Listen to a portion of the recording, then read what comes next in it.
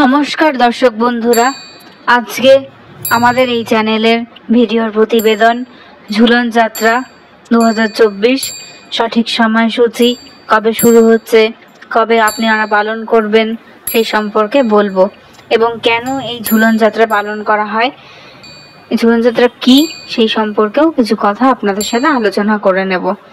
সাধারণত শ্রাবণ মাসের একাদশী থেকে পূর্ণিমা পর্যন্ত এই 5 দিন ব্যাপী এই অনুষ্ঠান করা হয়, যা বৈষ্ণব ধর্মের অন্যতম শ্রেষ্ঠ উৎসব ঝুলন নামে পরিচিত। শ্রাবণী পূর্ণিমাকে একাধারে ঝুলন পূর্ণিমা বা রাখি পূর্ণিমাও বলা হয়ে থাকে, কারণ এই ঝুলনেরই শেষ দিন পূর্ণিমা যে তিথিতে পড়ে সেই দিনই রাখি পূর্ণিমা হিসাবে পালন করা হয়। সেই সম্পর্কে আমি আরেকটি ভিডিও অবশ্যই আপনাদের সামনে নিয়ে আসব। যাই হোক, বৈষ্ণব ধর্ম সজীবতার ধর্ম, রসের ধর্ম। এই ধর্ম শুষ্কতার পক্ষপাতী নয়, তাই এই ধর্ম আমাদের জীবনের কর্মকে কর্মরস না বলে ভক্তি ভরে তাকে ভক্তিরস বলেছে।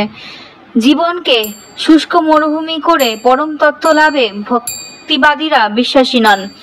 বৈষ্ণব ধর্ম তাই জীবনময়, প্রেমময় এবং রসময়। উপনিষদ ভগবান বা পরম ব্রহ্মকে রসস্বরূপ বলে উপলব্ধি করেছে।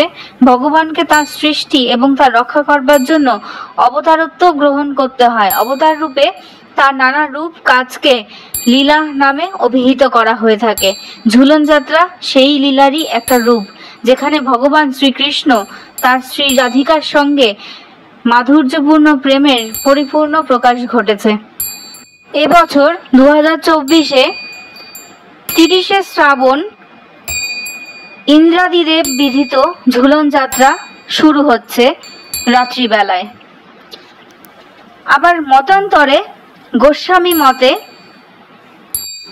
পরের দিন 31শে শ্রাবণ 16ই আগস্ট শুক্রবার শুরু হচ্ছে এই তিথি 6টা 5 মিনিট সকালবেলা থেকে। এই ঝুলন যাত্রার তিথি সমাপ্ত হচ্ছে 2রা ভাদ্র 19শে আগস্ট সোমবার রাত 12টা 44 মিনিট।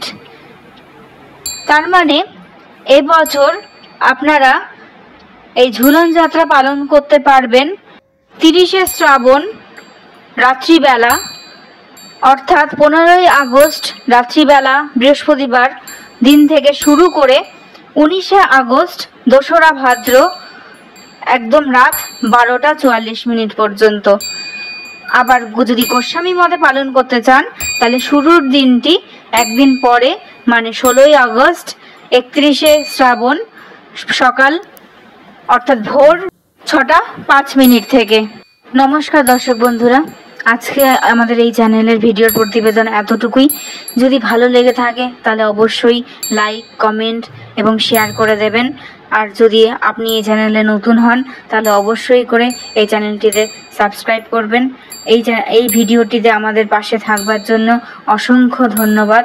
নমস্কার, ভুল ত্রুটি মার্জনা করবেন।